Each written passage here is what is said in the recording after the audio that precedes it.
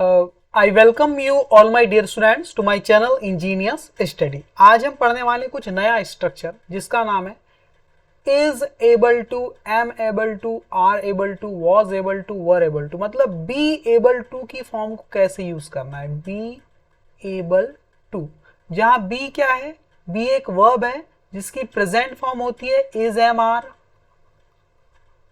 Past form होती है was या वर, और फ्यूचर फॉर्म होती है विल बी।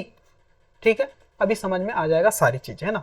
जब भी आपको कहना हो टू शो प्रेजेंट एबिलिटी, अगर आपको अपनी कोई एबिलिटी के बारे में बताना हो, अपनी कैपेबिलिटी के बारे में कि आप क्या कर सकते हैं, तो उसके लिए हमने सीखा है कि कैन का यूज करते हैं हम, है ना। मैं वहां जा सकता हूं, आई कैन गो देयर। मैं ऐसा कर सकता हूं, आई कैन डू दिस। मैं ये वजन उठा सकता हूं, I can lift this much weight. सही है, I can lift this much wait.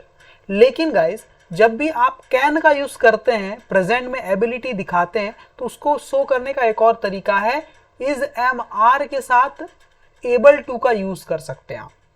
जैसे कि ये तो तरीका है ही, I can lift this much weight, या फिर आप बोल सकते हैं I am able to lift this much weight. सही है, कैन के प्लेस पे आपने क्या लिख दिया, एम एबल टू, और बाकी सेंटेंस वैसा का वैसा। दोनों का मीनिंग क्या है, एकदम सेम है गाइस। ओके, ठीक है। जैसे अगला सेंटेंस देख लेते हैं। अगर पास्ट में होता तो वॉज करना पड़ता। जैसे देखो, टू शो, यहां बॉक्स में देख पा रहे हैं आप, to show present abilities, present की एबिलिटी को शो करना है। तो जैसे मैं बोलूं, मैं वहां जा सकता हूं, मैं वहां जा सकता हूं, कैसे बोलेंगे, आई कैन गो देयर। या फिर दूसरा तरीका क्या है, I am able to go there. ठीक है, दोनों का मीनिंग सेम है। अगर मुझे बोलना है वह वहां जा सकता है, तो क्या बोलते हैं, ही कैन गो देयर। देखो, आई के साथ कैन, ही के साथ कैन, यू के साथ भी कैन आता है। लेकिन दूसरा तरीका जब हो जाता है इसका, बी एबल टू वाला, तो हम क्या लगाते हैं, ही के साथ एम तो आता नहीं, ही के साथ इज लगाना पड़ता है ना। He is able to go there. He can go there का तो क्या तरीका है दूसरा, he is able to go there, वो वहां जा सकता है। मुझे बोलना है तुम वहां जा सकते हो, तो क्या बोल सकते हैं, यू कैन गो देयर। या फिर you are able to go there, you के साथ आर आ जाएगा। ठीक है, तो ये तरीका एक दूसरा भी होता है। देखिए अगला, अब पास्ट की एबिलिटी बतानी कि आप ऐसा कर सकते थे, है ना।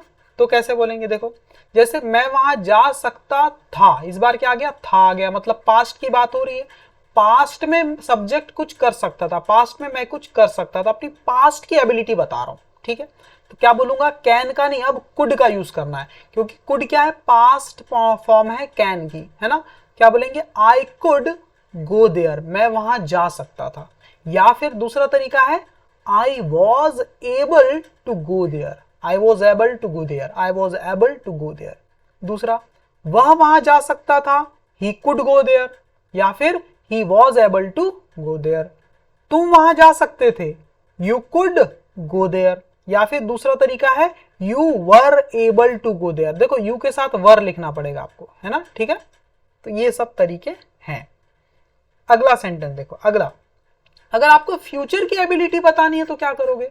फ्यूचर में ना तो कैन काम आएगा ना कुड, फ्यूचर में आपको ये बी की फॉर्म ही काम आने वाली है, विल बी एबल टू। ठीक है, मैं वहां जा पाऊंगा या जा सकूंगा, तो क्या बोलेंगे, I will be able to go there.